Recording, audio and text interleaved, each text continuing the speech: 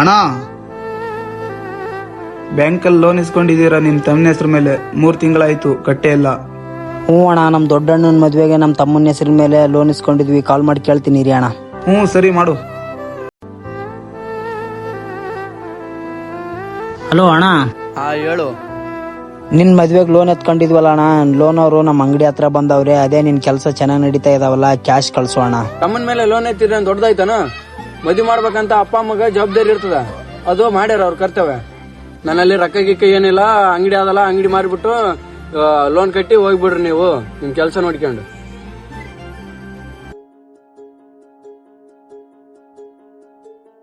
ಅಣ್ಣ ನಾಳೆ ಬನ್ನಿ ಅಣ್ಣ, ಈ ಅಂಗಡಿ ಮಾರಿಬಿಟ್ಟು ನಿಮ್ ಲೋನ್ ಎಲ್ಲ ಕ್ಲಿಯರ್ ಮಾಡ್ಬಿಡ್ತೀನಿ. ನಾಳೆ ಬರ್ತೀನಿ, ಮಿಸ್ ಮಾಡಬೇಡಿ. ಅಯ್ಯೋ, ನನ್ಗೆ ಈ ಅಂಗಡಿ ಬಿಟ್ರೆ ಬೇರೆ ಏನು ಗೊತ್ತಿಲ್ಲ. ನಾನು ಈ ಅಂಗಡಿ ಮಾರಿ ಎಲ್ಗೋಗ್ಲಿ? ಅಣ್ಣ ನಾಳೆ ಬರಕ್ ಹೇಳಿದ್ದೆ, ಇವತ್ತೇ ಬಂದ್ಬಿಟ್ಟಿದ್ದೀರಾ. ನಾವಪ್ಪ ಗುರ್ತಿಡ್ಲಿಲ್ಲನೋ, ನಾವು ಕಣ ನಿನ್ ಸ್ಕೂಲ್ ಫ್ರೆಂಡು. ಲೇ, ಸ್ಕೂಲಲ್ಲಿ ನಿನ್ ಟಿಫಿನ್ ಬಾಕ್ಸ್ ಕದ್ಕೊಂಡ್ ತಿಂತ ಇದ್ ನೀನ್ ನೆನ್ಪ್ ಬರ್ಲಿಲ್ವಾ? ಬಿಡ, ಇದೇನ್ ದೊಡ್ಡ ಲೋನೇನೋ, ನಾವಿಬ್ರು ಸೇರಿ ಕಟ್ಬಿಡ್ತೀವಿ.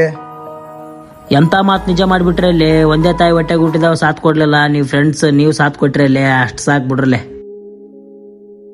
ನಾವು ಕೊನೆವರೆಗೂ ಜೊತೆಗಿರ್ತೀವಿ ಮಗ. ನಾವ್ ಯಾವ್ದೇ ತೊಂದ್ರೆಯಲ್ಲಿದ್ರು ಸಾಥ್ ಕೊಡ್ತೀನಿ ಅನ್ನೋ ಫ್ರೆಂಡ್ಸ್ ಇದ್ರೆ ಸಾಕು. ನಿಮ್ಗೆ ಈ ವಿಡಿಯೋ ಇಷ್ಟ ಆದ್ರೆ ಅನಿಸಿಕೆ ತಿಳಿಸಿ.